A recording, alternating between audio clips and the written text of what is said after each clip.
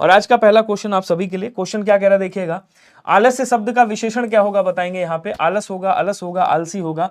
तो सर आलस से क्या बनता है, आलसी बनता है। और जब हम विशेषण पहचानते हैं तो विशेषण के आगे तुरंत संज्ञा लगा करके देखिएगा, आपने कहा आलसी व्यक्ति, तो व्यक्ति की विशेषता क्या बता रहा है कि वो आलसी है, अर्थात यहाँ आलसी क्या हो गया, विशेषण हो गया। क्वेश्चन कह रहा किस वाक्य में सार्वनामिक विशेषण प्रयुक्त हुआ है, आपको बताना है। वह पुस्तक पढ़ रहा है, कोई आदमी आया था, आप तो महान है, वे कल जा रहे हैं। अब देखो वे कल जा रहे हैं, वे क्या है, यहाँ पे सर्वनाम है, ठीक है। आप तो महान है, ये भी आपका सर्वनाम है, ध्यान रखिएगा। और कह रहा है वह पुस्तक पढ़ रहा है, वह मतलब कोई यहाँ पे बंदा है जो सर्वनाम है, पुरुषवाचक सर्वनाम है ये। लेकिन कह रहा है कोई आदमी, कोई ये सर्वनाम है, आदमी क्या है, संज्ञा है ये भी इसके बाद संज्ञा, लेकिन ये पुरुषवाचक सर्वनाम है, अर्थात आंसर कौन सा होगा, बी वाला आंसर राइट हो जाएगा, ध्यान रखिएगा। सभी का भी आया, बहुत बढ़िया। चलिए, कह रहा कि इनमें से कौन सा विशेषण शब्द संज्ञा शब्द से नहीं बना है, जरा बताएंगे। सभी लोग कमेंट करेगा स्पीड में, एक बार सभी लोग सेशन को शेयर कर दीजिएगा और सबको बता दीजिएगा कि सेशन आपका स्टार्ट हो गया। देखो मैं लेट वेट नहीं करता हूं, जैसे ही आओ अपना जो काम है वो करो, ठीक है, बस आओ पढ़ो बस। कह रहा इनमें से कौन सा शब्द विशेषण शब्द संज्ञा शब्द से नहीं बना हुआ है। देखो इसको तोड़ेंगे क्या निकलेगा, बोलो सर दिन निकलेगा। उसके बाद क्या निकलेगा, इक निकलेगा, दैनिक बनेगा। इसको तोड़ेंगे क्या निकलेगा, ग्राम निकलेगा। उसके बाद इन निकलेगा, ग्रामीण बन जाएगा। इसको तोड़ेंगे क्या निकलेगा, तो बोलो सर इसको तोड़ेंगे तो यहाँ से बाहर निकलेगा, और उसके बाद क्या बन जाएगा, ई प्रत्यय लगेगा, बाहरी बनेगा। और इसको तोड़ेंगे क्या निकलेगा, बोलो सर भारत निकलेगा, और यहाँ से ई निकलेगा, ध्यान रखिएगा। तो यहाँ आप देख रहे होंगे बाहर, भारत क्या है, ये बाहर क्या है, बोलो सर ये अव्यय शब्द है, क्या है, कहेंगे सर अव्यय शब्द है, और ये आपका प्रत्यय लगा हुआ है। तो क्या रहा है कि इनमें से कौन सा विशेषण शब्द संज्ञा से नहीं बना है, तो ये अव्यय से बना है, बाकी सारे के सारे संज्ञा है। ये किससे बना है, बोलो सर ये अव्यय से बना हुआ है। कह रहा निम्नलिखित किस वाक्य में सकर्मक क्रिया नहीं है, आपको बताना है। तो सकर्मक क्रिया किसमें नहीं है, मोहन हंसता है इसी में नहीं है, बाकी सब में। क्या सुधीर क्या चला रहा है, कार चला रहा है, पुलिस ने किसको पकड़ा, चोर को पकड़ा, वो क्या खिल पिलाया, दवाई पिलाओ, तो रामू को दवाई पिलाओ, इन सब में क्या है, बोलो सर कर्म है। क्लियर सभी को। क्वेश्चन करा किस विकल्प के सभी शब्द पुल्लिंग हैं, आपको बताना है। पुल्लिंग की बात कर रहा है, पूरा रिवाइज चल रहा है, रिवीजन चल रहा है आपका। हार है, पायल है, पुखराज है। आपने कहा हार और पायल दोनों क्या हो गए, स्त्रीलिंग शब्द है, ध्यान रखिएगा। क्या है, ये स्त्रीलिंग शब्द है, पुखराज क्या है आपका पुल्लिंग शब्द है, ठीक है ना। कह रहा नथ है, मूंगा है, पन्ना है। तो नथ है, मूंगा और पन्ना, तो नथ क्या है, बोलो सर नथ आपका स्त्रीलिंग शब्द। हीरा मोती मणि पुल्लिंग बता रहा है। कौवा खरगोश मंडल ये क्या है, पुल्लिंग है। बाकी हीरा मोती तो आपका क्या है, हीरा और मोती ये दोनों पुल्लिंग है आपका, मोती भी पुल्लिंग है। मणि क्या है आपका स्त्रीलिंग शब्द है, ध्यान रखिएगा। क्लियर। बाकी ऑप्शन नंबर ए वाला पुल्लिंग है आपका, ध्यान रखेंगे। कह रहा है स्त्रीलिंग शब्द होते हैं, स्त्रीलिंग शब्द कौन से होते हैं, वृक्षों के नाम, नक्षत्रों के नाम, देशों के नाम, पर्वतों के नाम। तो वृक्षों के नाम, देशों के नाम और पर्वतों के नाम ये क्या है, बोलो सर ये आपके सदैव पुल्लिंग में आते हैं, ध्यान रखिएगा। किस में आते हैं, सदैव पुल्लिंग में आते हैं। बचा कौन सा, नक्षत्रों के नाम आपके सदैव किस में आते हैं, स्त्रीलिंग में आते हैं, याद रखिएगा। स्त्रीलिंग में नक्षत्रों के नाम, नदियों के नाम, ध्यान दीजिएगा सभी लोग, नदियों के नाम। यहीं पे पूछ ले आपसे भाषाओं के नाम, भाषाओं के नाम लिपियों के नाम, क्या बोलेंगे, लिपियों के नाम, लिपियों के नाम आ जाएंगे। लताओं के नाम, लताओं के नाम सदैव स्त्रीलिंग में आएंगे। तिथियों के नाम, तिथियों के नाम ये भी इसमें आएंगे, ठीक है। तो ऑप्शन नंबर बी आपका राइट होगा।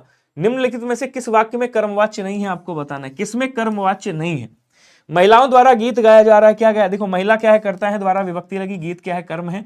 यहां क्या हो गया, बोलो सर कर्म कारक है। कह रहा मुझसे पुस्तक नहीं पढ़ी गई, मुझ क्या है, करता है, से विभक्ति लगी, पुस्तक क्या है, कर्म है। यहाँ पे क्या हो जाएगा, बोलो सर यहाँ भी आपका कर्म कारक होगा, मतलब इसमें भी कर्म है और इसमें भी कर्म है। कह रहा बच्चों द्वारा पुस्तक पढ़ी जा रही है, बच्चे क्या है, करता है, द्वारा विभक्ति लगी है, पुस्तक कर्म है, पढ़ी जा रही क्रिया है, ये भी क्या हो गया, बोलो सर ये भी कर्म है। कह रहा लड़के क्या है, करता है, कर्ता के साथ देखो से विभक्ति लगी है यहाँ पे, और रोना क्या है, बोलो सर अकर्मक क्रिया है। यहाँ पे आप देख रहे होंगे ये कैसा है, ये आपकी अकर्मक क्रिया है, ध्यान रखिएगा, ये यहाँ पे अकर्मक क्रिया है, ठीक है, अकर्मक क्रिया है यहाँ पे।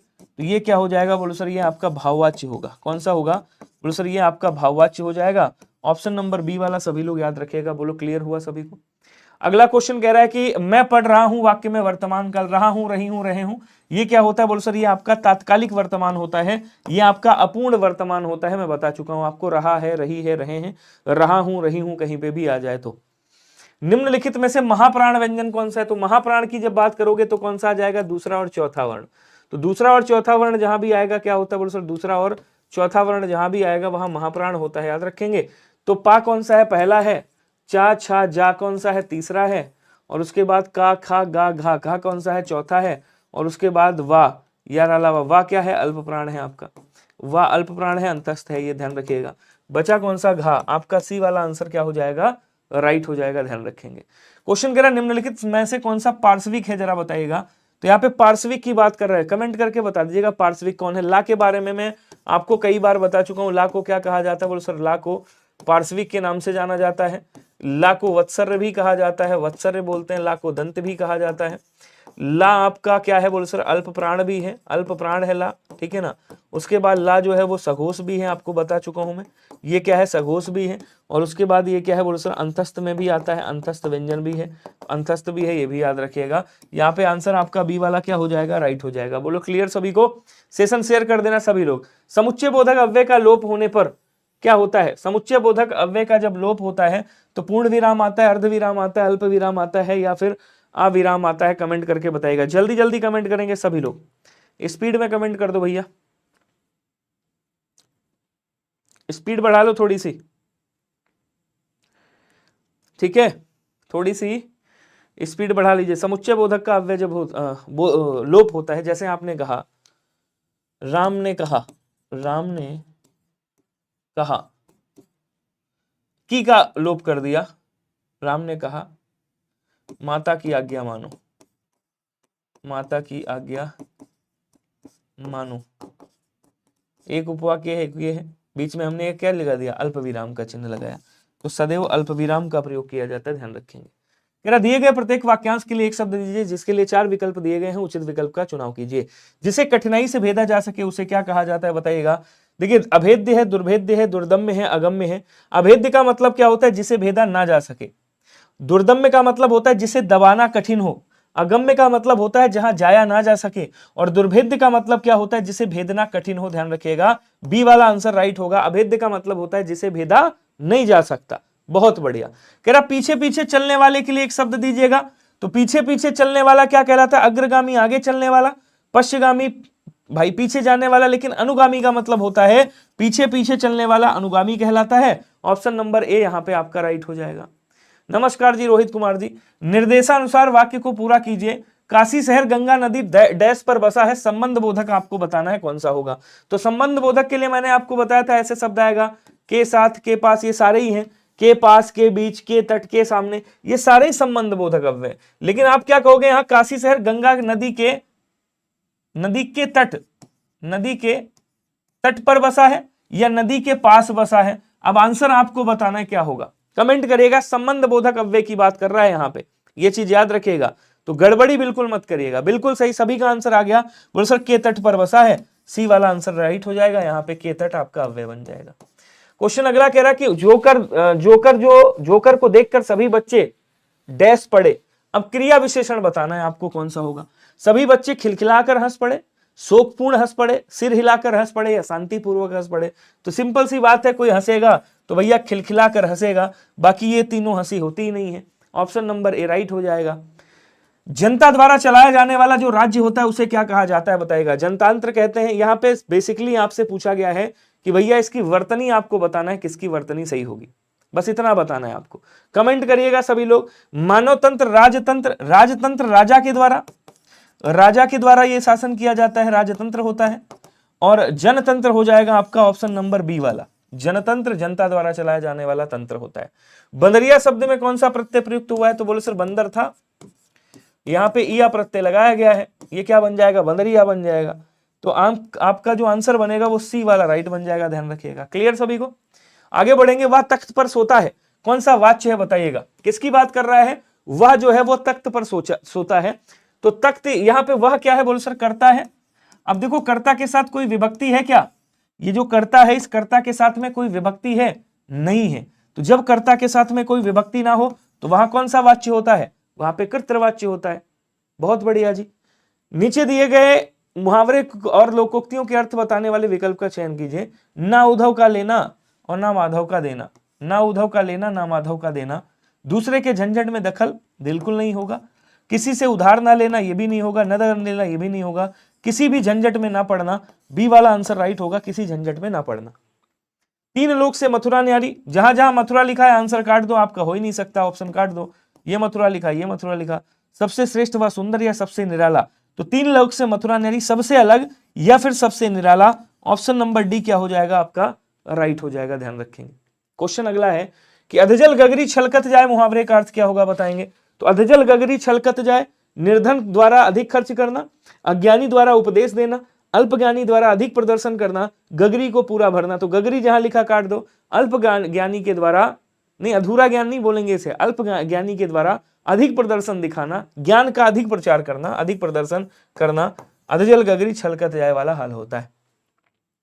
धनुष उठाया जीव ही उसने और चढ़ाया उस पर बाण, धरा सिंधु नभ कांपे सहसा, विकल हुए जीवों के प्राण। इसमें कौन सा अलंकार है जरा बताइएगा। क्वेश्चन क्या कह रहा, देखिएगा, कह रहा बस धनुष उठा पाया था और बाण चढ़ा पाया था, धरा भी कांपने लगे और सिंधु भी जो है वो सिंधु भी कांपने लगा, सागर भी कांपने लगा।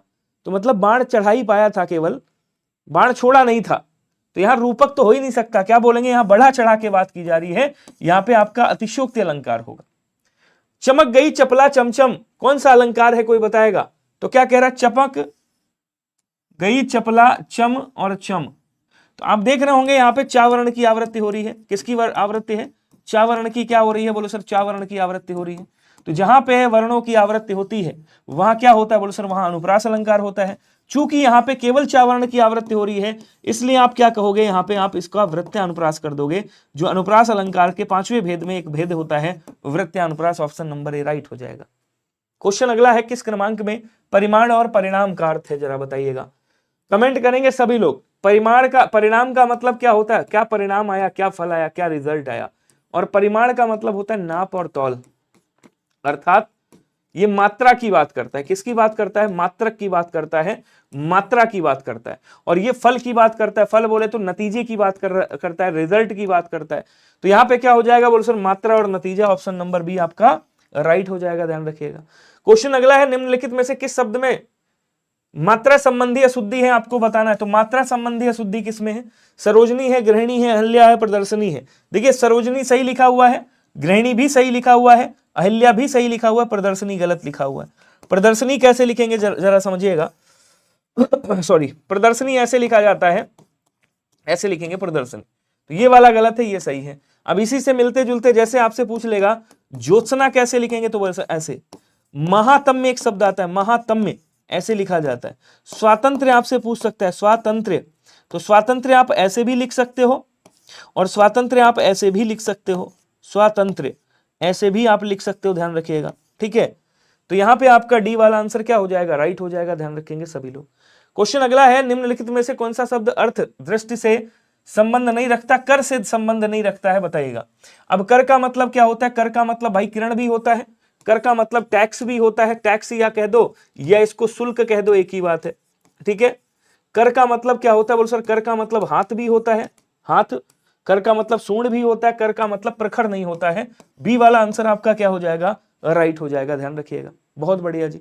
क्वेश्चन कह रहा निम्नलिखित में से सही संधि विच्छेद का उदाहरण कौन सा होगा, बताइएगा। तथा प्लस एव, स्व प्लस, देखिए यहां पे क्या होता है, बोलो सर ये गलत है, यहाँ पे एव आ जाएगा। और कौन सी संधि है, तो बोलो सर यहाँ पे आपकी वृद्धि संधि हो रही है, ठीक है।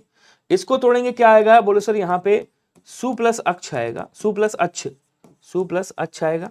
और यहाँ पे कौन सी, यहाँ पे यण संधि हो रही है, कौन सी हो रही है, यण संधि हो रही है, ध्यान रखिएगा। कह रहा है कि भैया यहाँ पे क्या आएगा, कहेंगे सर यहाँ पे ये गलत है, ये आ जाएगा, मैं इधर कर देता हूं, महाधन ऋषि आएगा, महाधन ऋषि। तो ये कौन सा हो जाएगा, बोलो सर महर्षि बन जाएगा। ये आपका अर बन रहा है, मतलब गुण संधि हो रही है यहाँ पे, यहाँ भी आपकी गुण संधि हो रही है। उसके बाद कह रहा अनु प्लस एषण, ये आपका सही है, यहाँ भी आपका कौन सा है, यण संधि है, यहाँ भी यण संधि का उदाहरण है। ऑप्शन नंबर डी वाला सही हो जाएगा, अनु प्लस एषण, अन्वेषण बन जाएगा, ध्यान रखिएगा। धन्यवाद जी, बहुत बहुत आभार आपका। हस्तलिखित शब्द किस समास का उदाहरण है, कोई बताएगा? हस्तलिखित मतलब हाथों द्वारा लिखी गई। क्या बोलेंगे? हस्त अर्थात हाथों द्वारा लिखित, हाथों द्वारा लिखित। यहाँ पे क्या निकल रहा है? द्वारा। किसकी विभक्ति होती है? कर्ण कारक की। कर्ण कारक की विभक्ति होती है तो कौन सा तत्पुरुष बनेगा? कर्ण तत्पुरुष बनेगा। ऑप्शन नंबर बी आपका राइट हो जाएगा, ध्यान रखिएगा। अगला कह रहा है जिसमें शक्ति ना हो उसे क्या कहा जाता है, बताएंगे? तो जिसमें शक्ति ना हो, नसक्त बोलेंगे, आसक्त बोलेंगे, असक्त बोलेंगे या नासक्त बोलेंगे? तो जिसमें शक्ति ना हो उसे क्या बोलते हैं? उसे आसक्त बोलते हैं। और जिसमें शक्ति हो उसे सशक्त या सक्त बोलते हैं। तो ऑप्शन नंबर सी आपका राइट हो जाएगा, ध्यान रखिएगा। कह रहा यम का पर्यायवाची क्या होगा, जरा बताएंगे? तो यम को क्या कहा जाता है? बोलो सर इनको जीवन पति भी कहा जाता है, ध्यान रखिएगा। जीवन पति बोलते हैं।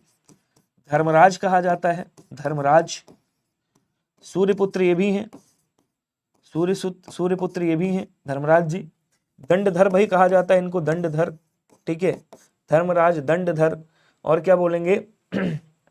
इनको कीनास भी बोला जाता है, कीनास बोल देंगे।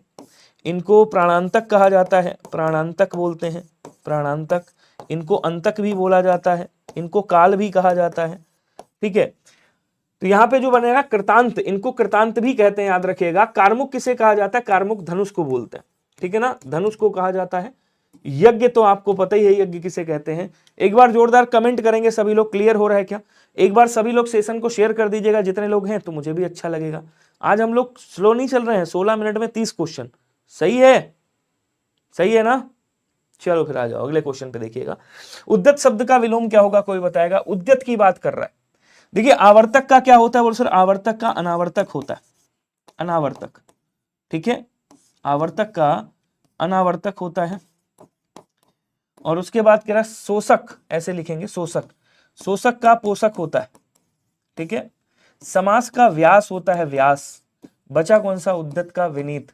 ऑप्शन नंबर ए वाला राइट होगा। सर आप रचना सूत्र बंधे हैं, क्या कह रहे हो? फिर से कहो, समझ नहीं आया। आकर्षण शब्द का विलोम क्या होगा, बताएंगे? देखिए कुल्टा का क्या होता है? बोलो सर कुल्टा का पतिव्रता होता है, ठीक है। योगी का भोगी हो जाएगा, सामान्य का विशेष हो जाएगा। बचा कौन सा? विकर्षण। देखिए आकर्षण का एक विलोम अनाकर्षण भी होता है, अनाकर्षण भी होता है, और आकर्षण का एक विलोम विकर्षण भी होता है, ध्यान रखिएगा। क्वेश्चन अगला है बंदरिया, फिर आ गया यार बंदरिया, 2 बार आया है यहाँ पे। सी वाला आंसर होगा, रिपीट तो नहीं हो गया। बसंत में नाचा बहुत मेरा मन मयूर, अंश में अलंकार कौन सा होगा, बताइएगा। क्या कह रहा है? कह रहा है कि भैया बसंत में नाचा बहुत मेरा मन मयूर, इसमें कौन सा अलंकार होगा, जरा कमेंट करके बताएंगे सभी लोग, जल्दी जल्दी। थोड़ा स्लो, अच्छा स्लो हो जाते हैं। सर आप भी रचना सूत्र बंधे हैं आपकी, अच्छा ये रक्षा सूत्र। आपकी कितनी सिस्टर हैं? मेरी कितनी सिस्टर हैं? 3, 4, 2, 6, और मतलब हैं कई सारी, 6-7 सिस्टर हैं। तो बसंत में नाचा मेरा मन मयूर, मन को क्या कहा जा रहा है? बोले सर मयूर कहा जा रहा है। यहाँ पे क्या हो जाएगा? बोले सर यहाँ पे रूपक अलंकार हो जाएगा। ऑप्शन नंबर सी वाला राइट कर दीजिएगा। क्वेश्चन अगला है कि नी प्रत्यय प्रयुक्त हुआ है कहां? अब नी कहां पे प्रयुक्त हुआ? देखो यहाँ पे क्या था? नाना था, नाना के घर गए, ई आ गई, नानी हो गया। जवान था, जवान, ई लग गया, जवानी बन गई। चीन था, ई लग गया, चीनी बन गई। शेर था, शेर, शेर था, क्या बोलेंगे? कहेंगे सर शेर था, नी लग गई, शेरनी बन गई। अर्थात आंसर भी आपको मिल गया, ऑप्शन नंबर सी वाला हो गया राइट। क्वेश्चन अगला है नियम शब्द में कौन सा उपसर्ग है, बताइएगा। तो नी लिखा हुआ है और उसके बाद यम लिखा हुआ है, तो नी प्लस यम बन गया। आंसर आपका क्या हो जाएगा? बी वाला राइट हो जाएगा। क्लियर सभी को? अगला क्वेश्चन कह रहा है कि देवर का तत्सम क्या होगा। भैया किसको नहीं पता है देवर का तत्सम, जरा बताना। अगर मान लो आपसे पूछ ले ससुर का तत्सम क्या होगा, तो आप क्या कहोगे? ससुर का तत्सम ससुर होता है, ठीक है। बहू का अगर आपसे पूछ ले बहू का तत्सम क्या होगा, तो आप क्या कहोगे? बहू का वधू होता है, ध्यान रखिएगा। अगर आपसे पूछे पतोहू का क्या होगा, तो आप क्या कहोगे? पुत्र वधू हो जाएगा, पुत्र वधू। बचा कौन सा? बोलो सर देवर का द्विवर होता है। क्या होता है? द्विवर होता है, ध्यान रखिएगा। ऑप्शन नंबर बी आपका राइट हो जाएगा। क्वेश्चन है अज्ञान का तद्भव क्या होगा, कोई बताएगा? अज्ञान का तद्भव क्या होगा? पूरा रिवाइज चल रहा है, बढ़िया से कर लीजिएगा, क्वेश्चन मिलेंगे आपको। अज्ञान का क्या बोलेंगे? अजान बोलेंगे। अजान वो वाली नहीं, अजान मतलब आप जिसको जानते नहीं हो, मतलब नहीं, जान मतलब जानना। अगला क्वेश्चन कह रहा कि विस्मय का स्थायी भाव क्या होगा, बताएंगे। अब देखिए, हास्य का स्थायी भाव, हास्य रस का स्थायी भाव क्या होता है? हास्य रस का स्थायी भाव हास होता है। शांत रस का स्थायी भाव निर्वेद होता है। अद्भुत रस का स्थायी भाव विस्मय होता है। और विभत्स रस का स्थायी भाव जुगुप्सा होता है। ध्यान रखिएगा, जुगुप्सा बोले तो घृणा। क्वेश्चन अगला है, एक आंख से रोवे और एक आंख से हंसे, अंधा किंतु विवेकशील होना, मूर्ख किंतु धनी होना। अब मूर्ख किंतु धनी मतलब आंख का अंधा गांठ का पूरा, आंख का अंधा लेकिन गांठ का पूरा, गांठ का पूरा, मूर्ख है लेकिन धनी है। ठीक है। पागल होना, दिखावटी रोना, तो क्या बोलेंगे? ये दिखावटी रोना है। एक आंख से रो रहे हो, एक आंख से हंस रहे हो, डी आंसर राइट हो जाएगा। सूरदास और नंददास की काव्य रचनाओं की भाषा कौन सी है, जरा बताएगा। सभी लोग कमेंट करेंगे जल्दी से। एकदम आसान क्वेश्चन है, बिल्कुल शानदार क्वेश्चन है, सभी लोग आंसर करके बताइएगा। चलिए जल्दी जल्दी बता दो भैया। सूरदास और नंददास, सूरदास की तो भैया ब्रजभाषा ही है, काव्य भाषा बोलते हैं इसको, ब्रजभाषा को। ब्रजभाषा किस नाम से प्रसिद्ध है? उसे इसे काव्य भाषा के नाम से जाना जाता है, ध्यान रखिएगा। अगला कह रहा मरण ज्वार के लेखक कौन है, जरा बताएंगे। सभी लोग कमेंट करिएगा। कालिदास की बड़ी सारी रचनाएं हैं, अभिज्ञान शाकुंतलम, अभिज्ञान शाकुंतलम, शाकुंतलम, रघुवंशम, रघुवंशम, ठीक है, अभिज्ञान शाकुंतलम है, रघुवंशम है, कुमार संभवम, कुमार संभवम, याद रखिएगा। मालविकाग्नि मित्रम, मालविकाग्नि, मालविकाग्नि मित्रम, इनकी एक रचना है, ये भी याद रखिएगा। ठीक है। बाकी मरण ज्वार किसकी है, बोलो सर। मरण ज्वार माखनलाल चतुर्वेदी साहब की रचना है, बी वाला आंसर याद रखेंगे सभी लोग। क्वेश्चन अगला आ रहा है, चारु चंद्रलेख किस उपन्यास की रचना है, बताइएगा। अब इनके बारे में तो कई बार मैं आपको बता चुका हूं। चारु चंद्रलेख याद रखिएगा, अशोक के फूल याद रखिएगा, फिर लिख देता हूं आपको एक बार, अशोक के फूल याद रखिएगा, पुनर्नवा इनकी याद रखिएगा, पुनर्नवा, पुनर्नवा, अनामदास का पोथा, अनामदास का पोथा याद रखिएगा, बाणभट्ट की आत्मकथा याद रखिएगा, बाणभट्ट की आत्मकथा, ये याद रखिएगा। और क्या बोलेंगे, इनकी हिंदी साहित्य की भूमिका, हिंदी साहित्य की भूमिका याद रखिएगा, हिंदी साहित्य का उद्भव और विकास याद रखिएगा इनका, हिंदी साहित्य का उद्भव और विकास याद रखिएगा। ठीक है। ये कौन है, आपके हजारी प्रसाद द्विवेदी साहब हैं। ऑप्शन नंबर ए आपका राइट हो जाएगा। अगला क्वेश्चन कह रहा निम्नलिखित वाक्यों में से किस वाक्य में सर्वनाम अशुद्ध है, जरा बताइएगा। वह स्वयं यहां नहीं आना चाहती, सही है, कोई दिक्कत नहीं। आपके आग्रह पर मैं दिल्ली जा रहा हूं, यह भी सही है, कोई दिक्कत नहीं। मुझे इस बैठक की सूचना नहीं थी, यह भी सही है, कोई दिक्कत नहीं। क्वेश्चन क्या कह रहा है, मैं तुम्हें एक घड़ी दूंगा, यह बात सही होगी। सी वाला आंसर क्या होगा, राइट हो जाएगा। बोलो क्लियर सभी को, जल्दी जल्दी कमेंट करके बताओ। चलिए अगला क्वेश्चन देखेंगे। अगला कह रहा है लिखना शब्द की भाववाचक क्या होगी, बताइएगा। लिखित होगी, लिखाई होगी, लेखक होगा या लेखनी होगा। क्या कह रहा है, भाववाचक संज्ञा बताना है। लिखना का भाववाचक संज्ञा क्या होगा, जल्दी जल्दी कमेंट करेंगे सभी लोग। लिखना का भाववाचक संज्ञा क्या होगा मेरे दोस्त, तो बोलो सर लिखना का भाववाचक संज्ञा लिखाई हो जाएगा, ध्यान रखिएगा। जैसे पढ़ना का पढ़ाई हो जाएगा, चढ़ना का चढ़ाई हो जाएगा, लड़ना का लड़ाई हो जाएगा। ठीक है। इसी तरह से जहां ना पहुंचे रवि वहां पहुंचे कवि। कवि क्या कहना चाह रहा है इन पंक्तियों में, लोकोक्ति का क्या अर्थ है। कवि के लिए कुछ भी अगम्य है, कवि निरंकुश होता है, कवि कल्पनाशील होता है, कवि भावप्रवण होता है। तो बोलो सर कवि जो है कल्पनाशील होता है, इसलिए एम के भैया जी बड़ा पुराना मैटर हो गया, ये नया लाओ, मुझे कम से कम यहाँ पे होने वाला है 7 महीने 8 महीने। ठीक है। तो क्या बोलेंगे, जहां ना पहुंचे रवि वहां पहुंचे कवि। कवि क्या होता है, कल्पनाशील होता है। अगला कह रहा प्रिय विशेषण के साथ प्रयुक्त होने वाला संज्ञा नहीं है, जो प्रिय के साथ प्रयुक्त नहीं हो सकता। आपने कहा प्रिय विषय, ये मेरा प्रिय विषय है। आपने कहा ये मेरे प्रिय कवि हैं। आपने कहा ये मेरा प्रिय मित्र है, हे प्रिय मित्र कर्ण, ऐसे ही दुर्योधन कहता था ना। लेकिन प्रिय वैरी कभी सुना है? प्रिय बैरी नहीं होता, बैरी तो दुश्मन होता है, अप्रिय होता है, इसको बोलेंगे अप्रिय है ये। मेरा नया बचपन कविता किसने लिखी है, कोई बताएगा? कमेंट करिएगा सभी लोग जल्दी से। सुभद्रा कुमारी चौहान, सुभद्रा कुमारी चौहान, माखनलाल चतुर्वेदी, रामधारी सिंह दिनकर। सुभद्रा कुमारी चौहान की कुछ रचनाएं आप लोग बताओ इनके कौन से? देखिए इनकी झांसी की रानी आप सबको याद होनी चाहिए। क्या बोलेंगे? झांसी की रानी आप सबको याद होना चाहिए। इनकी एक रचना है वीरों का कैसा हो बसंत, ये भी याद होनी चाहिए। वीरों का कैसा कैसा हो बसंत, ये भी याद होना चाहिए। और इनकी एक रचना है जिसका नाम है मेरा नया बचपन, तो ये भी आपको याद होनी चाहिए। ऑप्शन नंबर बी आपका क्या होगा? राइट हो जाएगा। कह रहा वाह चलते चलते रुक गया, वाक्य क्या है? अब रुक गया ये क्रिया है भैया, और इससे पूछो कैसे रुक गया, तो ये कह रहा चलते चलते रुक गया। ये क्रिया के होने का तरीका बता रहा है। तो जहां पे क्रिया के होने का तरीका बताए वहां क्या होता है? वहां पे आपका रीतिवाचक क्रिया विशेषण होता है। क्या होता है? रीतिवाचक क्रिया विशेषण अव्यय होता है। सॉरी क्रिया विशेषण है, और सर क्रिया विशेषण अव्यय, डी वाला आंसर राइट हो जाएगा, ध्यान रखिएगा। क्लियर सभी को? अगला कह रहा है कि चाकू शब्द का बहुवचन क्या होगा, कौन बताएगा भाई? चाकू का बहुवचन बता दो जल्दी से, सभी लोग कमेंट करिएगा। आ गए हो 26 मिनट में 50 क्वेश्चन पे। अपनी स्पीड देख रहे हो? यही स्पीड एग्जाम में चाहिए।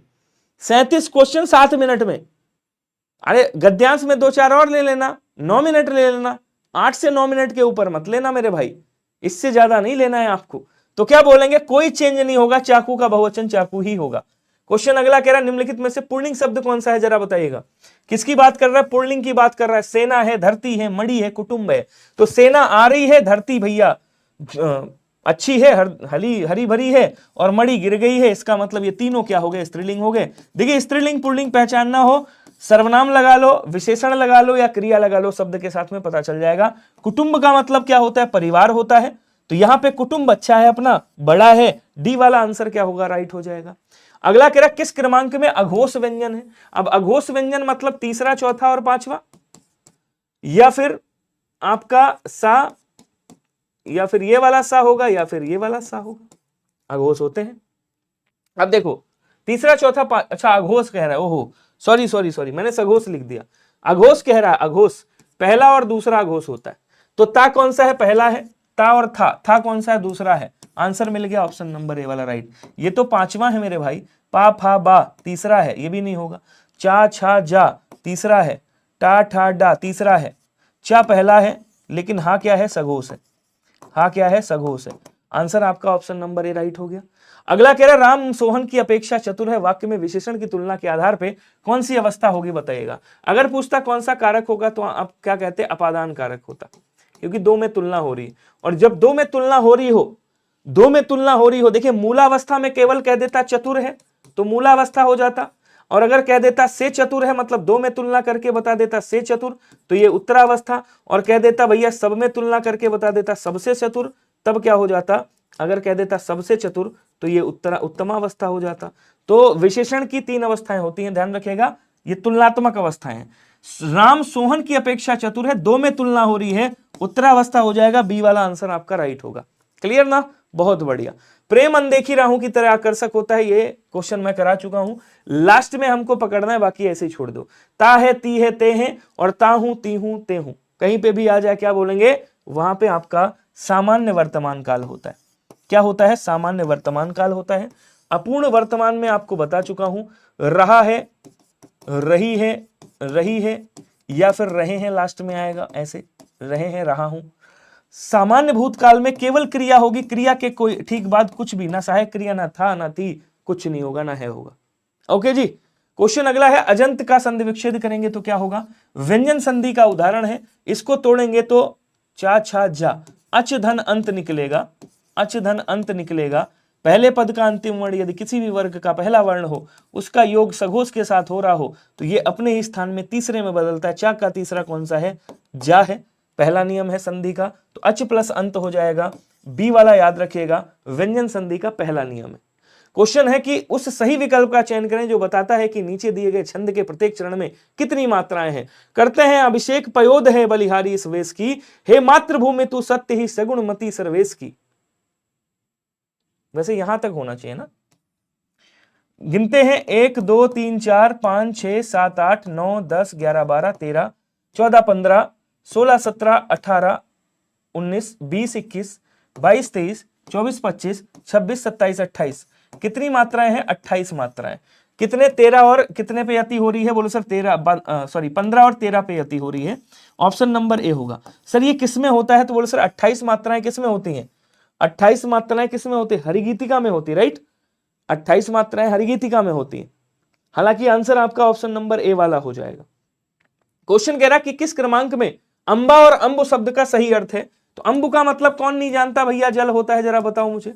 और अंबा तो भाई सभी जानते होंगे। अगर आप इसको नहीं जान पाए तो फिर किसको जान पाओगे? अम्मा। बोले सर माता जी को अम्मा कहा जाता है। तो माता और जल आपका आंसर ऑप्शन नंबर ए वाला क्या होगा? राइट हो जाएगा। क्वेश्चन अगला कह रहा है कि नमक मिर्च समास में कौन सा समास होगा? बताइएगा भैया।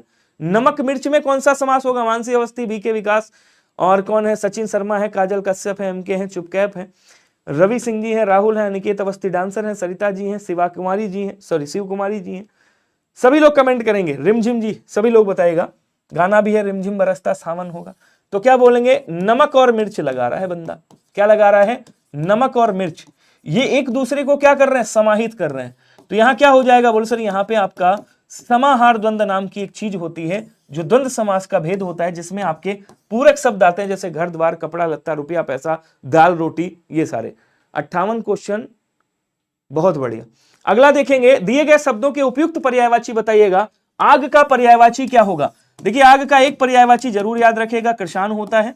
धनंजय भी होता है, धनंजय अर्जुन को भी कहा जाता है। हुतासन भी होता है, ये भी आपको याद रखना है।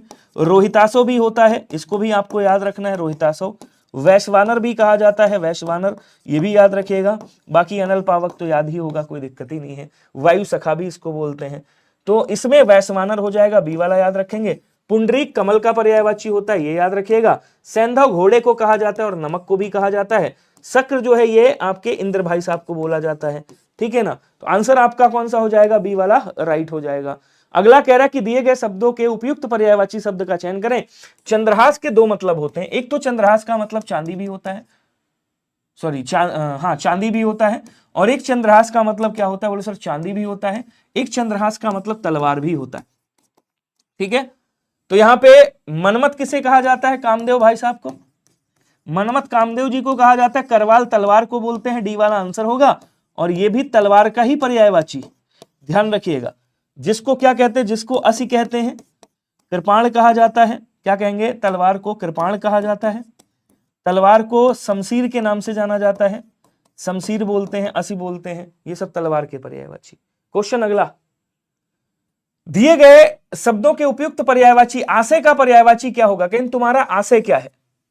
तुम्हारा प्रयोजन क्या है भैया? आशय मतलब प्रयोजन, आशय मतलब अर्थ, आशय का मतलब, आशय का मतलब तात्पर्य। ऑप्शन सी आपका राइट हो जाएगा। क्लियर सभी को? क्वेश्चन अगला देखिएगा, कह रहा फल का पर्यायवाची इसमें से कौन सा होगा? बताइएगा। तो कहें तुम्हारा फल मतलब, फल का मतलब परिणाम भी होता है और फल का मतलब परिमाण भी होता है, आपको पता होगा। सॉरी परिणाम, परिमाण नहीं, परिणाम तो मात्रा हो गया। परिमाण मात्रा, परिणाम फल। फल जिसको हम नतीजा बोलते हैं, जिसको हम परिणाम लिखा ही हुआ है, सी वाला आंसर राइट होगा। फणी तो कहा जाता है सर्प को, फणी सांप को कहते हैं। किसको कहते हैं? सांप को। फरेब कहते हैं छल को, फरेब कहते हैं कपट को, ठीक है, ये हो गया।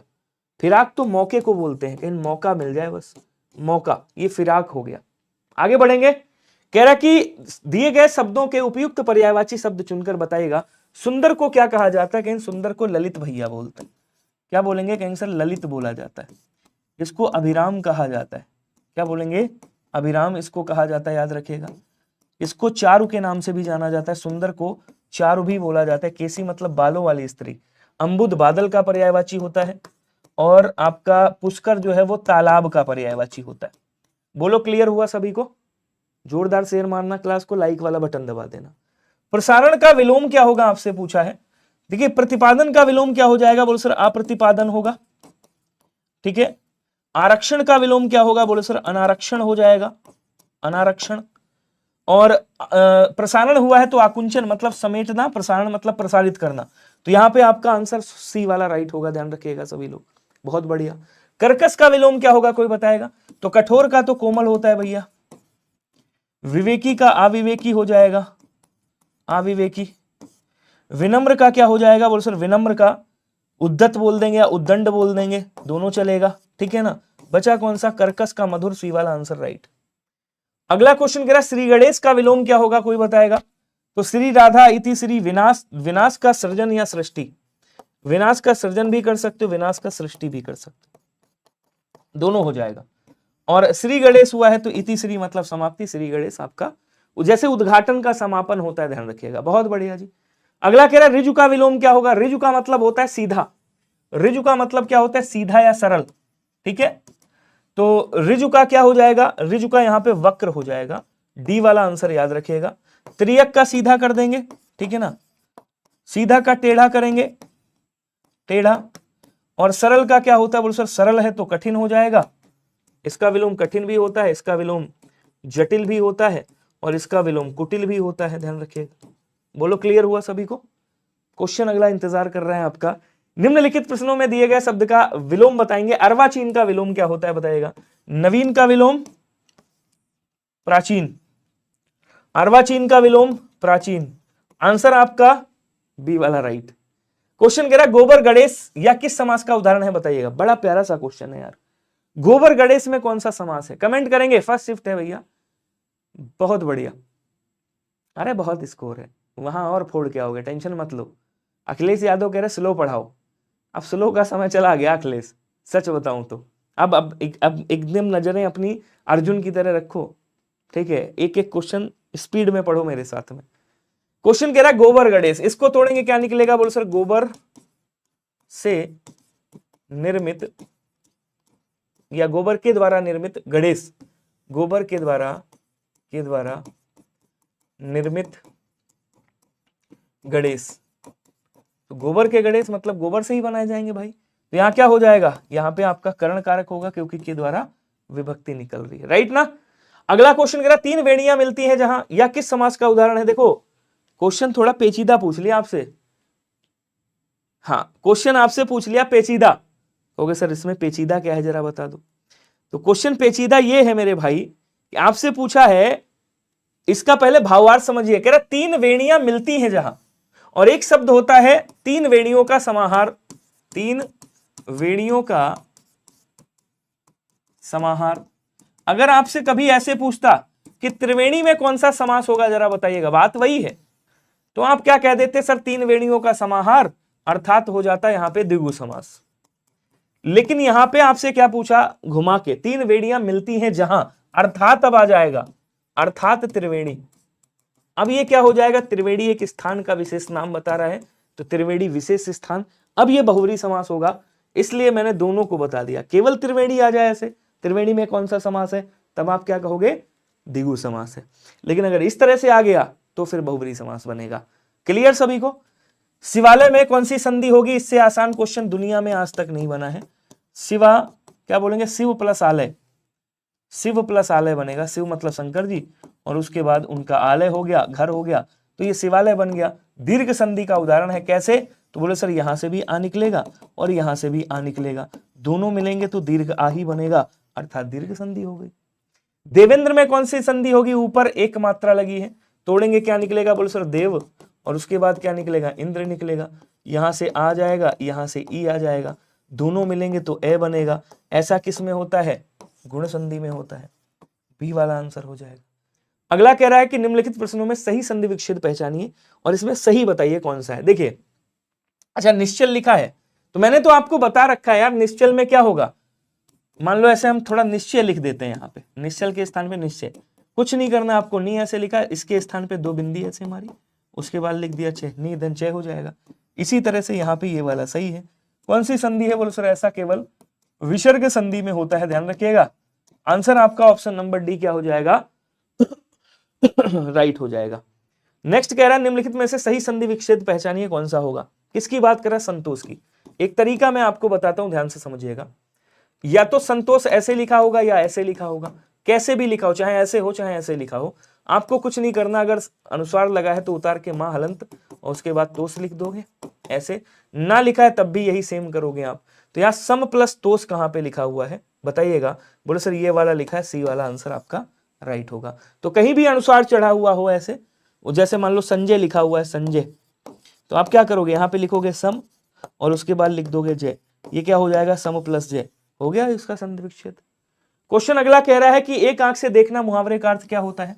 तो एक आंख का होना, बोले सर एकदम नहीं। आंख से काना होना, ये भी नहीं। केवल एक ही आंख, जहां आंख लिखा काट दो, बराबर समझना, सी वाला आंसर क्या होगा राइट हो जाएगा। अगला कह रहा है कि अपनी कुशलता छिपाने के लिए बहाने बनाना, बहाने बनाने वाला का भावार्थ क्या होगा। न नौमन तेल होगा न राधा नाचेंगी, पूरी ना होने वाली शर्त, क्या बोलेंगे, पूरी ना होने वाली शर्त, न नौमन तेल होगा न राधा नाचेंगी। 9 दिन चले 2.5 कोस, कार्य करने की बहुत धीमी गति, कार्य करने की या आवश्यकता से अधिक देरी लगाना, काम करने में, कार्य करने की धीमी गति, बहुत धीमी गति, ऐसे भी कर सकते हैं, ठीक है। नाच न जाने आंगन टेढ़ा, आंसर आपका सी वाला राइट हो जाएगा। ना रहेगा बांस ना बजेगी बांसुरी, समस्या को जड़ से खत्म कर देना, ये इसका आंसर हो जाएगा। क्वेश्चन अगला कह रहा है कि चरण कमल बंदो हरिराई, पंक्ति में क्या अर्थ है इसका, ये बताइएगा। तो आपको पता है चरण को क्या बताया जा रहा है, कमल बताया जा रहा है। यहां पे आपका रूपक अलंकार कैसा है, बोल सर रूपक अलंकार है, लेकिन इसका जब भावार्थ निकालोगे तो क्या होगा, कमल के फूल पर पैर, एकदम नहीं। कमल के फूल जैसे पैर, पैर और कमल का फूल नहीं, पैर पर कमल का फूल, ये भी नहीं, कमल के फूल जैसे पैर, बी वाला आंसर राइट हो जाएगा। क्वेश्चन अगला कह रहा है, हाँ अगला कह रहा है अन्वेषण का, अन्वेषण में कौन सा उपसर्ग है। तो मैंने आपको बताया यहाँ पे यण संधि भी है, इसको जब तोड़ोगे क्या निकलेगा, अनु निकलेगा, उसके बाद क्या निकलेगा, ऐषण निकलेगा, ठीक है। तो यहाँ पे अनु क्या है, उपसर्ग है, आंसर आपका ऑप्शन नंबर ए क्या होगा राइट होगा। निम्नलिखित में से किन के नाम प्रायः पुल्लिंग में आते हैं बताइएगा, किसके नाम सदैव पुल्लिंग में आते हैं, कमेंट करके बताएंगे जल्दी से। स्पीड में आंसर कर दो ना थोड़ा सा, कैसे स्लोली स्लोली चल रहे हो। निम्नलिखित में से किन के नाम प्रायः पुल्लिंग में आते हैं, भाषाओं के, नक्षत्रों के, शरीर के अंगों के, तिथियों के। बढ़िया क्वेश्चन है, सभी लोग बताइएगा। अपवाद को छोड़कर शरीर के अंगों के नाम सदैव किस में आते हैं, पुल्लिंग में आते हैं। भाषाओं के, नक्षत्रों के, नदियों के, तिथियों के, सब के नाम किस में आते हैं, तो बोले सर सदैव स्त्रीलिंग में आते हैं, सदैव स्त्रीलिंग में आते हैं, ध्यान रखिएगा। आंसर आपका सी वाला राइट हो गया। अगला क्वेश्चन कह रहा है विभत्स का विरोधी कौन है, जरा बता दो। क्या कह रहा है भैया, विभत्स का विरोधी कौन सा है, जरा बताइएगा, जल्दी जल्दी कमेंट कर दो सभी के सभी। विभत्स रस का विरोधी, विभत्स रस का विरोधी, विभत्स मतलब घृणा, भाई विभत्स का मतलब क्या होता है, कहेंगे सर विभत्स का मतलब घृणा होता है, ठीक है। चलो जी, सभी लोग छापेंगे कमेंट में, जल्दी जल्दी बताइएगा। अब देखो करुण रस का जो विरोधी है, करुण रस का विरोधी कौन, करुण रस का विरोधी हास्य होता है, ठीक है। और विभत्स रस का विरोधी श्रृंगार होता है।